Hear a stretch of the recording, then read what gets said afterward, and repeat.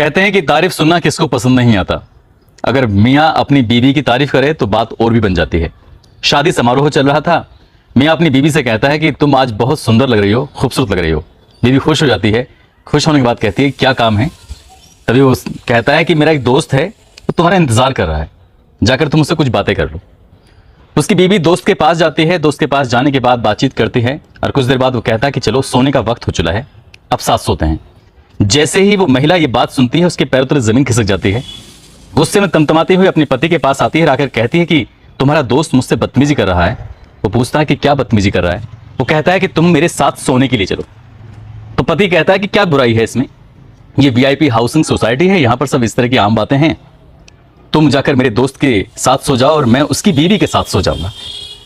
महिला ने इस बात को साफ इनकार कर दिया और गुस्से में वो अपने घर चली जाती है। उसके बाद उसको मनाने की कई बार कोशिश की जाती है और कई तरह से, कभी शराब पिलाई जाती थी तो कभी कुछ। जब बात हद से ज्यादा बीत जाती है तब वो महिला पहुंच जाती है थाने में और थाने में जाने के बाद 21 जून 2023 को अपने पति सहित 9 लोगों के खिलाफ एफआईआर दर्ज कराती है कि मेरा पति अपने दोस्तों के साथ सोने के लिए मजबूर कर रहा है। महिला बताती है कि मध्य प्रदेश के ग्वालियर की रहने वाली है, उसका जो पति है उत्तर प्रदेश के मुरादाबाद का रहने वाला है और ये दोनों मिलकर पति पत्नी उत्तर प्रदेश के नोएडा का एक वीआईपी हाउसिंग सोसाइटी है सेक्टर 137 में, वहां रहते हैं। पुलिस मुकदमा दर्ज करती है और मामले की जांच आगे बढ़ाती है।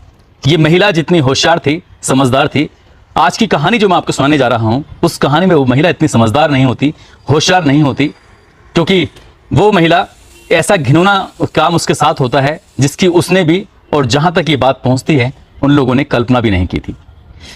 आदाब, नमस्कार, सत श्री अकाल, मैं उस्मान सैफी। आज की जो सच्ची घटना मैं आपको सुनाने जा रहा हूं, ये सच्ची घटना है महाराष्ट्र प्रदेश का एक शहर है पुणे। दरअसल एक व्यक्ति जिसका नाम होता है इम्तियाज हसीन शेख, वो फोन मिलाता है। फोन मिलाने के बाद कहता है मियाँ अस्सलाम वालेकुम। वो कहता है वालेकुम सलाम।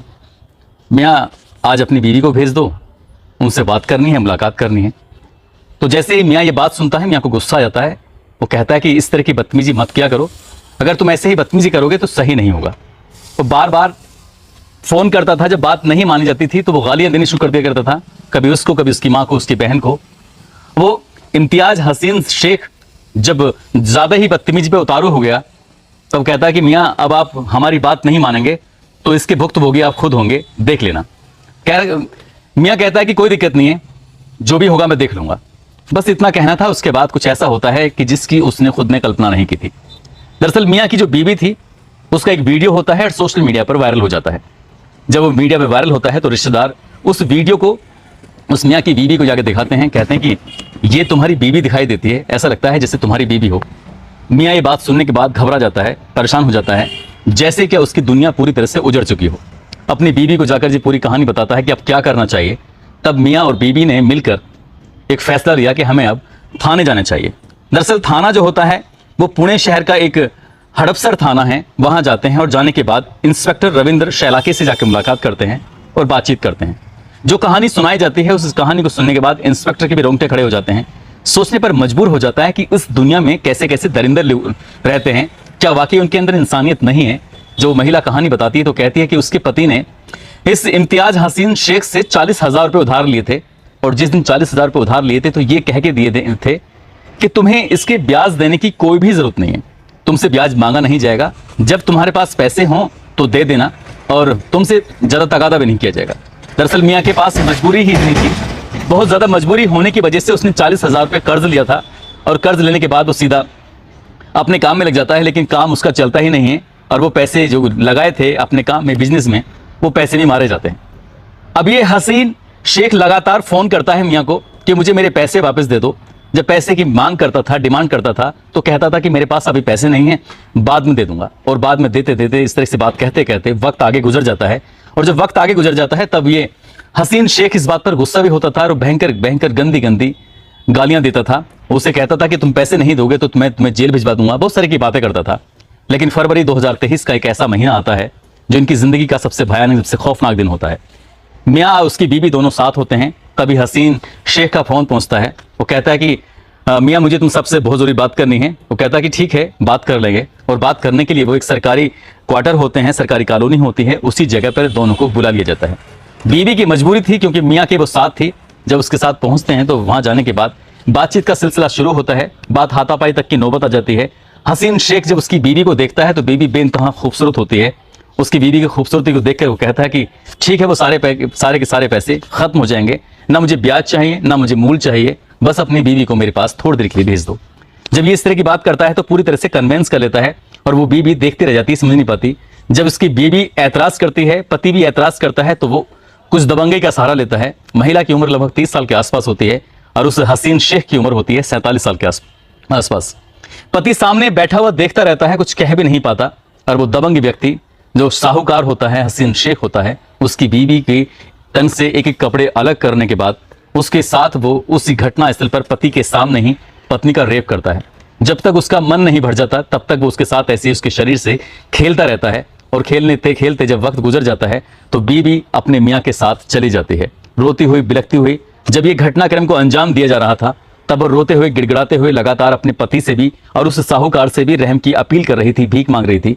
लेकिन उस साहूकार के कानों पर असर नहीं पड़ रहा था, और जो उसका पति होता है, पति कमजोर था पैसे से और वैसे भी ताकतवर नहीं था, दबंग नहीं था, इसलिए अपनी बीवी के सामने जुल्म होता हुआ देखता रहता है, कुछ कह नहीं पाता। कई दिन बीत जाते हैं, सदमे से वो निकल नहीं पाते, समझ नहीं पा रहे थे कि जो हुआ है उनके साथ वो कैसे उसे खत्म करें, कैसे नहीं खत्म करें। और ये वक्त बीतने लगता है, धीरे धीरे इस जख्म को भरने की कोशिश कर रहे थे मियाँ और बीवी दोनों मिलकर। लेकिन कहते हैं कि जो कुछ हमारे साथ इतिहास में बीत जाता है वो भविष्य में हमारा पीछा जरूर करता है, और इस कहानी में भी कुछ ऐसा ही होता है। जो साहूकार होता है उसको उसकी मूल धनराशि मिल नहीं पाती है, वो बार बार उसकी बीवी को परेशान करता था, उसको बार बार भेजने की अपील किया करता था, और जब उसकी बीवी आने के इनकार कर दिया करती थी, वो पास जाने से मना कर दिया करती थी, तो वो उसे भद्दी भद्दी गालियां देता था, गंदी गंदी बातें किया करता था। और जब हद से ज्यादा बात जब बीत जाती है तो उसके बाद जुलाई का ये महीना चल रहा था, उसने कहा कि तुम्हें अपनी बीवी को हर हाल में भेजना ही होगा या फिर मेरे पैसे मुझे वापस कर दो। अब पैसे उसके पास थे नहीं, बीवी को भेजने से जब उसने मना किया, बीवी खुद भी नहीं जाना चाहती थी, लेकिन इसने उस दिन पहली ही मुलाकात में उसके साथ जो उसका आपत्तिजनक वीडियो था वो अपने मोबाइल में उतार लिया था। इस बात को ना वो महिला जानती थी ना उसका पति जानता था, और वो वीडियो बनाने के बाद उसने उसको रखा हुआ था। एक दो बार उसने चेतावनी दी कि मेरे पास कुछ ऐसे सबूत हैं, यदि मैं उसे सार्वजनिक कर दूंगा तो तुम जमाने में रुस्वा हो जाओगे। मियां और बीबी समझ नहीं पा रहे थे कि आखिरकार वो सच बोल रहा है झूठ बोल रहा है, लेकिन वो सचमुच ऐसा ही कर देता है। 25 जुलाई 2023 को वो उस वीडियो को सोशल मीडिया के अलग अलग अकाउंट पर अपलोड कर देता है, और जैसे ये वीडियो बहुत तेजी के साथ वायरल होता है तो उस महिला की दुनिया पूरी तरह से उजड़ जाती है। वो समझ नहीं पा रही थी, उसका पति भी नहीं समझ पा रहा था कि आखिरकार हुआ है तो क्या हुआ है। जब लोगों ने, उसके रिश्तेदारों ने आकर पूरी कहानी बताई कि तुम्हारा वीडियो सोशल मीडिया पर वायरल हो रहा है, तब हस्बैंड वाइफ ने, मियाँ और बीवी ने मिलकर सीधा थाने पहुंचते हैं, और थाने जाने के बाद पूरी कहानी बयां करते हैं। जब पुलिस वाला इस कहानी को सुन रहा था तो वो भी भावुक हो जाता है। गुस्से में आकर सीधा उस व्यक्ति को गिरफ्तार करने के लिए जब टीम भेजी जाती है तो आखिरकार कड़ी मशक्कत के बाद उस व्यक्ति यानी कि इम्तियाज हसीन शेख को गिरफ्तार कर लिया जाता है। गिरफ्तार करने के बाद कोर्ट में भी हाजिर किया जाता है। पुलिस की कोशिश है कि उस व्यक्ति को कम से कम समय में ज्यादा से ज्यादा सजा मिले। हालांकि पुलिस ने उसे अपने तरीके से पूछताछ करी, पुलिस ने अपने तरीके से बातचीत की।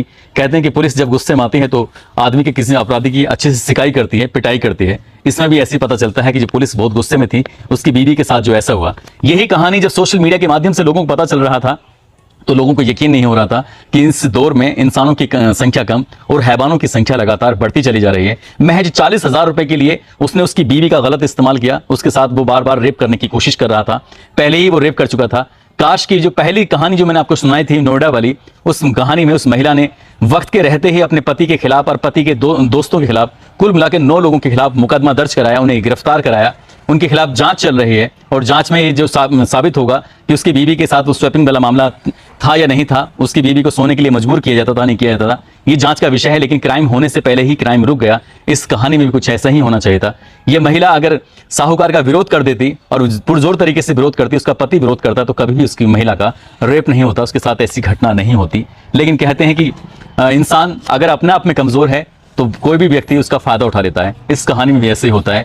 दोस्तों, इस पूरे घटनाक्रम को सुनाने का उद्देश्य किसी को परेशान करना नहीं है, किसी का दिल दुखाना नहीं है, बल्कि आपको जागरूक करना है, आपको सचेत करना है, आपको बताना है, आपको जताना है कि यदि क्राइम की दस्तक आपके दहलीज तक पहुंच जाए, आपको एहसास हो जाए कि इस बात से क्राइम हो सकता है, तो आपको सतर्क होने की जरूरत है। आपको नजदीकी पुलिस स्टेशन में जाने की जरूरत है। आपको मदद लेने की जरूरत है। शुरुआत में आपको दिक्कतें जरूर हो सकती हैं, लेकिन पुलिस ही एक आखिरी आपका रास्ता होता है। पुलिस ही है जो आपकी मदद करेगी। यदि निचले स्तर पर सुनवाई नहीं हो रही है तो ऊंचे स्तर पर जाना चाहिए। बड़े अधिकारियों के संपर्क में जाने के बाद आपकी बातें सुनी जाएंगी और आरोपी के खिलाफ हर हाल में कार्रवाई होगी। आप सब लोग अपना ख्याल रखें, सुरक्षित रहें। जय हिंद, जय भारत।